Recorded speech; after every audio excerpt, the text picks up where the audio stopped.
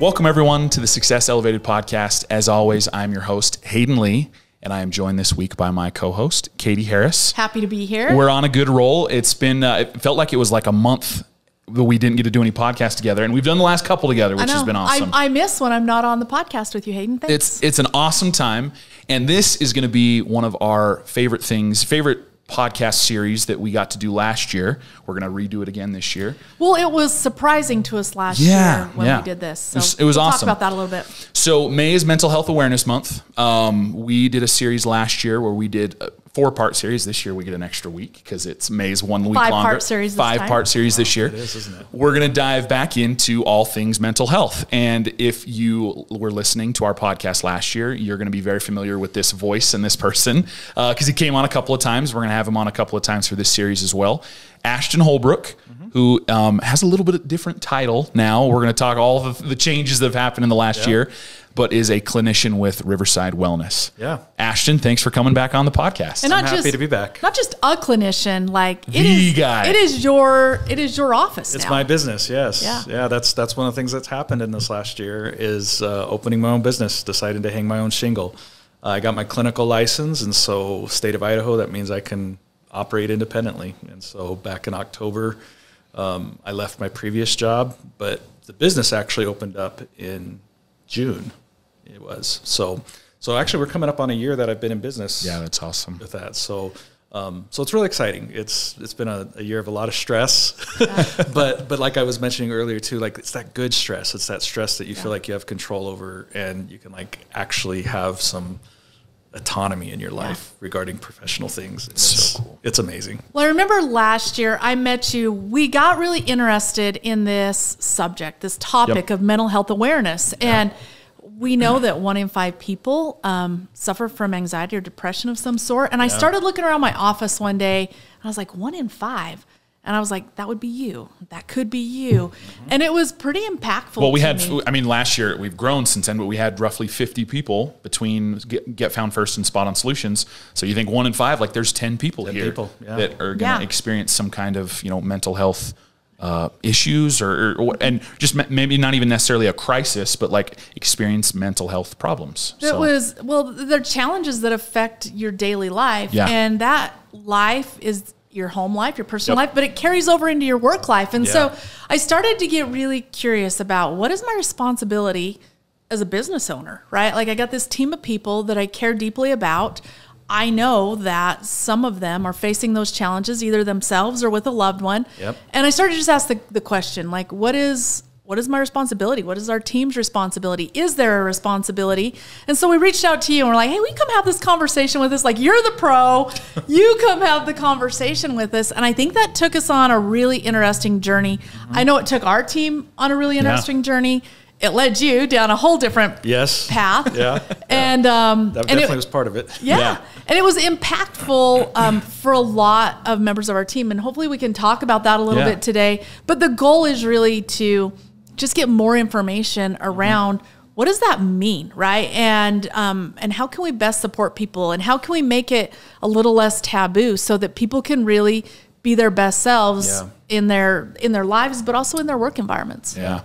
I think, we talked about it a lot, and I think it really is top of mind for us because I feel like the industry that we work with the most, which is the home services industry, not that they have like swept it under the rug or anything, but it's not necessarily something that's top of mind for them. Right. And I think if we want to be able to talk to people about it, like in a podcast setting, I think we wanted to be better about having some awareness ourselves. And that's why we did the podcast series. It's why we actually had you come in and do some training with our team.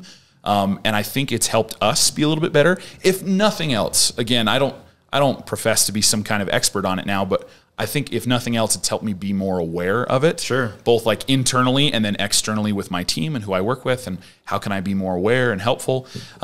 If that's all it does, if that's all this podcast series does, if that's all our conversations with Ashton do, I feel like that's a win. Big time. When we decided to step into it, like I said, it was mostly our own curiosity. Yep. And we thought, it's Mental Health Awareness Month. Let's try this podcast. What surprised us, Ashton, is the response we got to it. Oh, wow. A year later, still some of our most viewed podcasts, and people are coming up to me at events and asking about it and talking about it. And that surprised us a little bit. So we thought, hey, let's lean into this more in this new year. And maybe a good way to start is, like, when we say Mental Health Awareness Month, right? Like, what are we even talking about? Sure. Well, I think first off, just acknowledging what you guys are doing, I think is great, because if more businesses took this, I feel if more businesses took this approach of trying to build that resiliency in their workers, it would give them the skills to cope with the normal ins and outs and trials that happen, not only in work life, but personal life, right? And so, I mean, kudos to you guys for doing that. I just want to acknowledge that.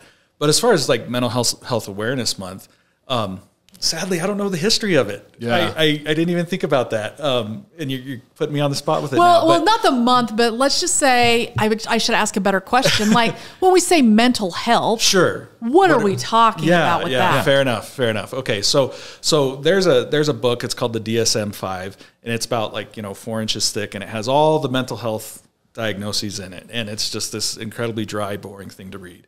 And when we're talking about mental health, I mean, literally, objectively, that's what we're talking about, is all those diagnoses, right? So depression, PTSD, anxiety, general anxiety disorder, paranoid delusional disorders, schizophrenia, schizoaffective disorder, right? You can go on and on and on. But I think what we're talking about with mental health awareness is exactly what we're doing right now, just bringing that idea into the conversation that people are having. Because as you point out, 1 in 5 people, that's 20%. Yeah. That's a significant portion. And when we talk about other types of things that fall under mental health, like if we talk about trauma, for example, 70% of Americans have experienced some kind of traumatic event. And the link between trauma and mental health is huge. The link between trauma and physical health is huge. Yeah. And so, in other words, these are things that are part of the normal human experience that we're having. And if we're not talking about them, then we're not giving a space for healing to happen. And we're pushing those things to the fringes of society where they can't get the help that they need. Well, and I would argue that when you talk trauma, right, maybe that the industry we work in, the industry we work with, they're dealing with traumatic events on a daily basis. And I think we'll dive into that further, but there's trauma happening all the time. Yes. That can lead to some challenges. Yes, there is. When you think about what's traumatic versus what's not traumatic, the objective criteria is very, very narrow, but really we all have experienced some kind of trauma. I mean, that 70% number, that encompasses some 230 million people, I think. Yeah. Off the top of my head, I could be wrong, but that's a number. It's a lot of people, right? So if I looked around and thought 1 in 5 was a lot, right. Now I'm 70%. looking at a whole different scope. That's 70% of my team. Yeah, potentially. Including myself. Yeah. And I think a lot of people don't, like, when it comes to issues like depression, anxiety, trauma, I think a lot of people's immediate response, and I've learned this in some of the counseling I've done, is this feeling of aloneness, right? Like I don't have support. I don't, where do I go for help? What do I do for help? And that kind of drives a lot of that pushing to the fringe thing again, right? Pushing to the outside. And so things like Mental Health Awareness Month, things like what we're doing right now, where we're just talking and building that awareness for it, they're just super helpful, because bottom line, it lets people know they're not alone. Right. And that's connection is a huge thing, right? Yeah. People need connection. Yeah. So one of the things that we had you do, and this came because of, I feel like, the series we did, one of the things that Katie coordinated with you on was you actually came into our office and did some training, which I thought was so cool. It was amazing to have you come in and interact with our team, like, on a very, very personal level. We obviously do trainings all the time for, like, our technical skills and even the soft skills, like communicating with people. Like, we do trainings on that stuff all the time. But to have somebody come in and just talk to us about, like, how we navigate our own emotions and stuff, it was, like, really, really impactful. Emotional flexibility. Yeah, that was the biggest thing we talked about, right? So I think it would be good to maybe highlight some of our favorite things maybe about the training and some of the things you talked about. I think we could start with the emotional flexibility piece, because that was a huge portion of it. What is emotional flexibility? And how does it, I guess, pertain to like the mental health piece? Sure, Yeah. sure. Yeah. I think emotional flexibility is that idea of being adaptive with our emotions, right? Just because you feel a certain way doesn't mean you have to act a certain way. Yeah. You know, and we all have, just like we have different levels of physical maturity, we have different levels of emotional maturity too. And the more we can understand what we're feeling, the more we can understand what we can do with that feeling. Yeah. Right. And if we're constantly in this state of like pushing away what we're feeling, you know, right, then you don't know, you're not going to have a good ground of how you're going to act. Yeah. And so the whole supposition there is that if I know what I'm feeling, I can know how to act. Yeah. And building some resilience, some ability to just kind of roll with the crap that life gives you sometimes. Yeah. Because you can't control life. You can control what your reaction to that is. Yeah, I love that. I think for me, that was probably the most important thing that I feel like I learned with your conversations was like, it's not bad to feel things. Right. It's not bad to feel emotions. It's not bad to be angry or sad or happy, right? Like those things, those emotions are part of everyday life. Yes. It's how we react to them is where we need to focus on controlling. We can't necessarily control being mad about something. We can't necessarily control being sad about something. And I think that's a change in perspective that I think a lot of people need to have. Like, you know, growing up, I'm sure we all had parents that were like, quit crying or whatever, you know what I mean? Like we all had things that said something like that. And that's not like to blame them in any way, shape, or form, because that's just what their knowledge was of emotions, right? But I think it's more important, like, okay, are you being mad? Are you being sad? How are you going to react to that? Right. And I feel like that was such an awakening moment for me, I guess, to just be like, oh, wow, like, yeah, it's not bad for me to feel this way. It's bad if I then take this and lash out at somebody or let it control my life and who I am. Or hang on to it for too long. Yeah. I loved your conversation and your explanation of just how fast or slow we bounce back from something. Yes. Yeah, like the pendulum thing. We talked about that last time, right? You know, how our emotions swing and stuff, and we get stuck at one end or the other. You know, and back to kind of what you were saying about the idea of you know, what I do with my emotions. Just like we have to learn how to use audio and video equipment, or we have to learn what it takes to be, you know, a good salesperson, or you have to learn how to be a mechanic. You have to learn how to be emotional. Yeah. Right? Because when you're in the workplace, there's stuff that's going to happen that's going to make you angry. There's stuff that's going to happen that's going to make you frustrated or sad or happy. And if you haven't developed the skills on how to express those things appropriately, when those situations arise, the risk of having a blowout, a big swing one way or the other, becomes higher. Mm-hmm. You know, the workplace is not a place free of emotion. Emotion happens here, right? Yeah. We just have to make sure we have the skills to handle our emotions. And so emotional flexibility is that idea of how do I use my emotions? Yeah, right. Yeah, totally. It's I mean, we're throwing out a lot of statistics. This is just a lot, but 1/3 of our life is spent at work. Mm-hmm. So it should probably, like, you're going to have days where you feel mad. Yeah, you're going to have the feels at work. You're going to have the feels. Like, that's just how it's going to be. Like, if 1/3 of your life is spent at work, like, you're going to be feeling those certain emotions. So, yeah, how can we navigate those and feel better and you know, make sure that when the pendulum swings, because there's going to be times when it swings, how do we bring it back to the middle? And I think maybe the mental health awareness piece is being aware enough that when you or maybe a member of your team, their pendulum has swung and it's maybe not coming back to the middle. Yeah.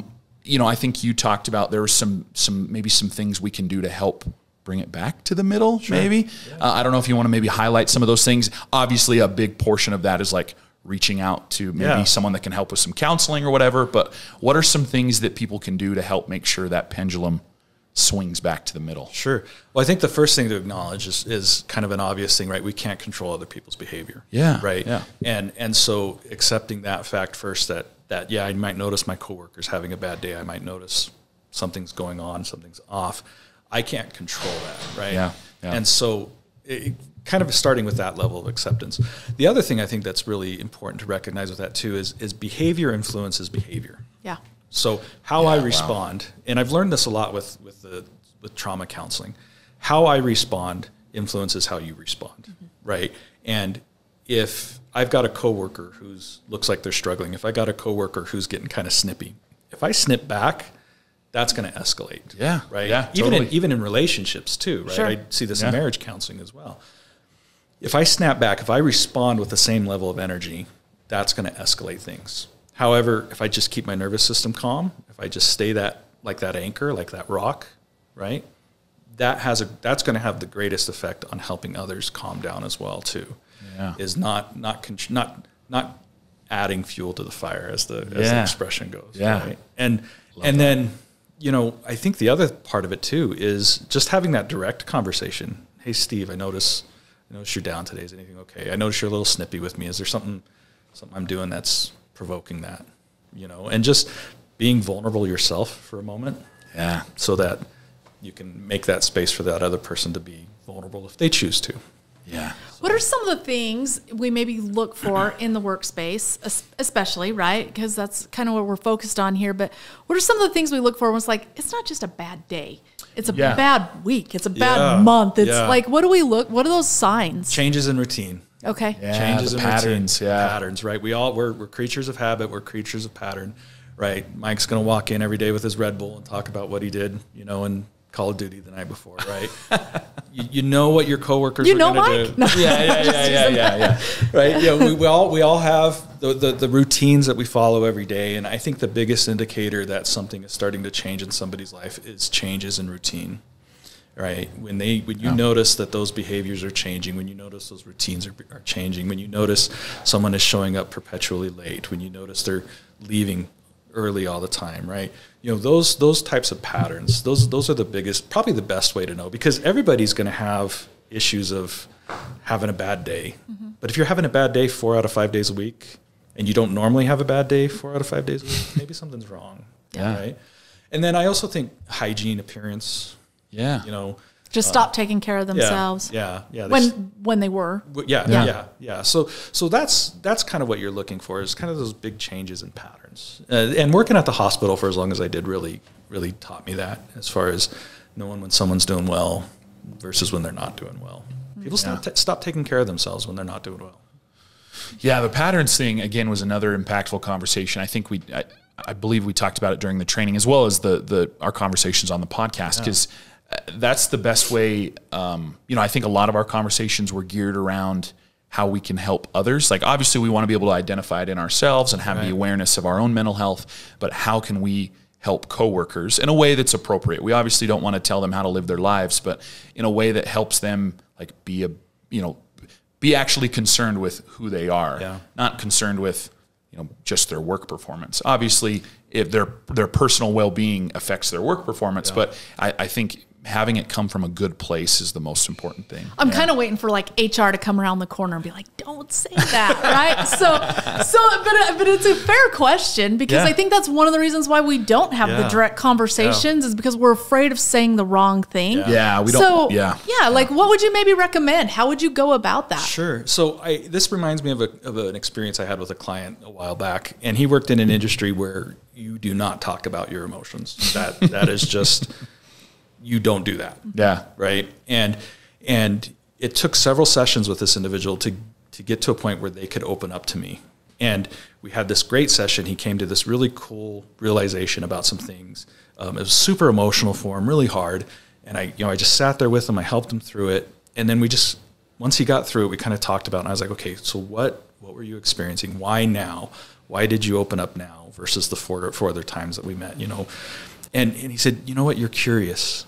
When I talk to you, you just listen. When you ask, care. When you ask questions, I don't feel like you're judging me, right? And I think there's a difference between empathy and sympathy, right? And we talked about that too. And when we're empathetic with people, we're willing to sit there with them and look at it from their perspective, try and understand it from their perspective. Yeah. The second we start interjecting our opinion, we've moved from empathy to sympathy, right? And sympathy doesn't help anybody, right? Because sympathy feels patronizing. Yes, exactly. Yeah. And empathy, on the other hand, encourages that person to talk, encourages that person to share. And like being emotional is a skill, being empathetic is a skill too, right? It's something you got to learn to do. And there's times when you shut up and there's times when you don't, right? And so as far as doing specific things, I know it sounds cliche, but being there to listen, recognizing when the person is talking that, hey, they're starting to tell me something that's important. I need to shut up and I just need to ask questions to keep them talking, keep them going. Right. So get curious. Get curious. Don't try and solve the problem. Ask about the problem. Yeah. Try to understand the problem. Right. Have either of you watched Ted Lasso? What's Ted Lasso? Am I out of it? Whoa! You haven't watched Ted Lasso? Okay, great show on Apple TV. Okay. It has I can't think of the actor's name. He's an SNL guy. Anyway, super funny. It actually is based off of an SNL skit he did years ago, and then it turned into this TV show. He talks about in there. He mentions a Walt Whitman quote, which is "Be curious, not judgmental." Yeah. And that's a great way to phrase it. In like, hey, we're not trying to fix this person or solve their problems. Like, let's just ask questions and see what we can do. You know, to just learn more about their problem. And I think it goes back to. You didn't mention this, but you mentioned it during our podcast last time, and it's so, again, I'm very visual.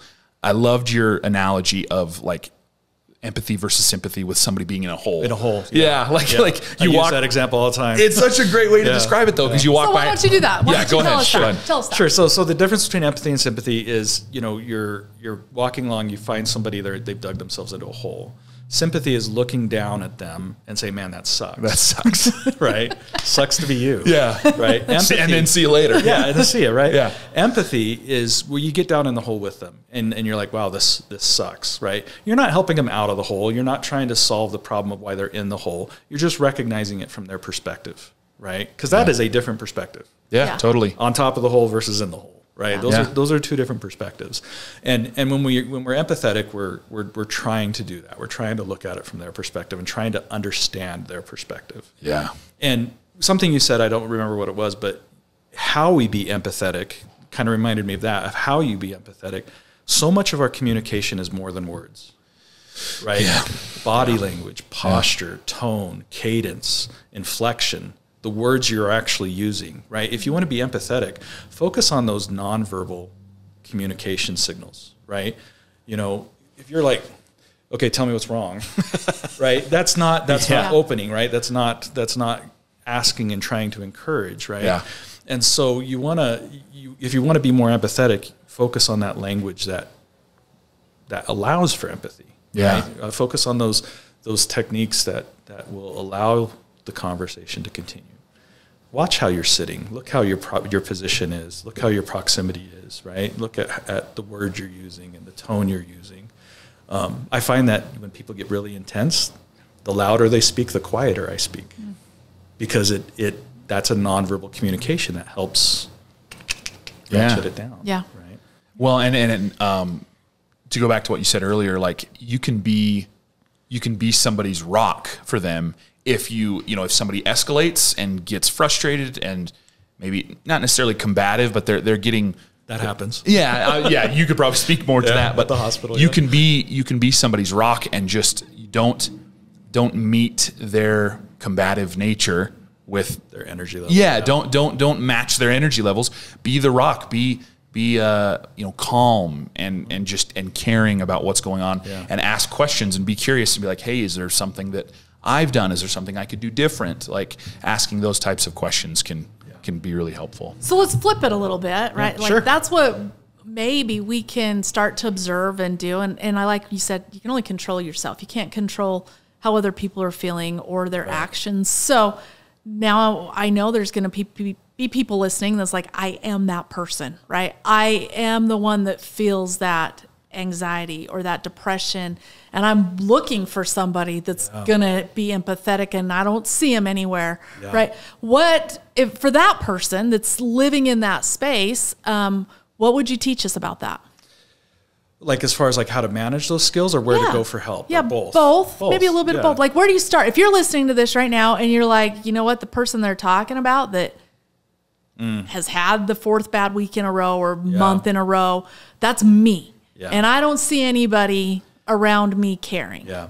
Jordan Peterson talks a lot about we need to face the dragons in our life. Right? He uses that metaphor a lot. And I think that that's a really powerful metaphor because avoidance is the source of a lot of the anxiety and a lot of the depression that we experience. Yeah. Right. The more I avoid something, the more temporary relief that I get. So I use this example. It's really simple, but let's say I'm afraid of apples, right? But I really like bananas.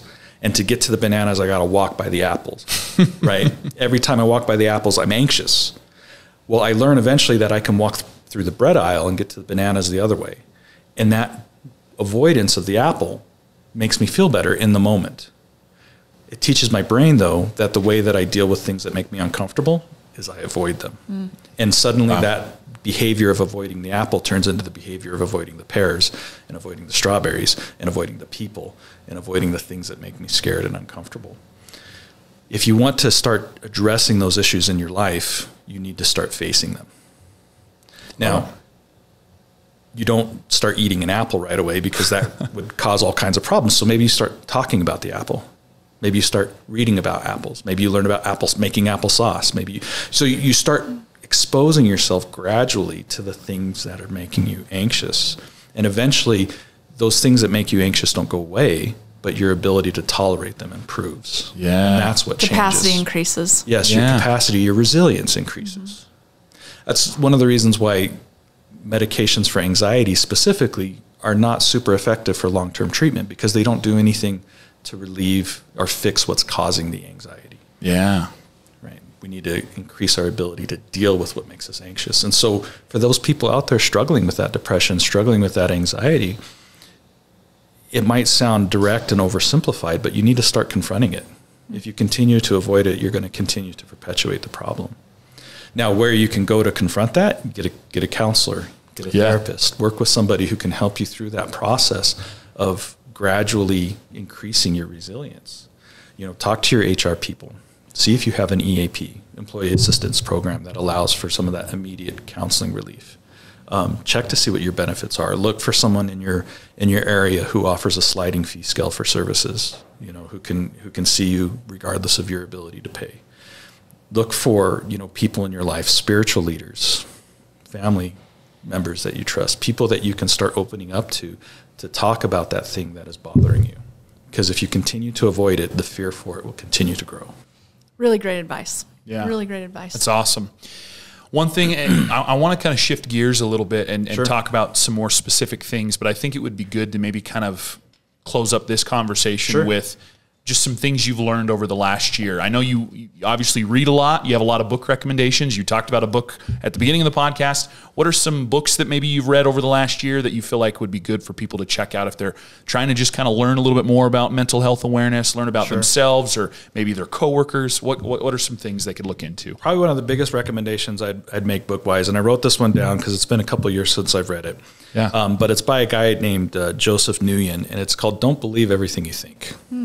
And it really talks strongly about that relationship between how I think and how I feel. That was one of the things we covered in the training was how I think influences how I feel influences how I act. And if I want to change my behavior, I need to look at the origination of that behavior, which is my thoughts. And a lot of times we get into this belief system, we call them cognitive distortions, where because I'm thinking a certain way and I'm feeling a certain way, that means I have to act a certain way. Yeah. I think my coworker doesn't like me, and I feel that dislike, so I'm going to assume they don't like me, right? You don't have to do that, right? You can start thinking a different way. You can start looking at changing your thoughts so that you can change how you feel and ultimately change your behavior. And so that would be probably the biggest book I'd recommend. The other one I'd recommend that I actually just finished up recently, and I don't recall the author's name off the top of my head, but it's called Stop Walking on Eggshells. And it's a great book about borderline personality disorder, but there's so much information in there about relationships in general and how to interact with people in a healthy way. And I found that book really helpful and shared it with some of my clients too, and they've found it helpful too. But it's either stop walking on eggshells or you don't have to walk on eggshells. I think it's you don't have to walk on eggshells, but really good one too. So those are the two that I've been thinking about a lot lately. Great recommendations, Ashton. This has been Success Elevated, making you a little bit better one show at a time. Thanks for joining us. Please subscribe on YouTube or any other major podcast platform to listen to more episodes. We are proudly brought to you by Spot On Solutions. If you'd like to learn more about how we can help you grow your business, please check us out at spotonsolutions.com.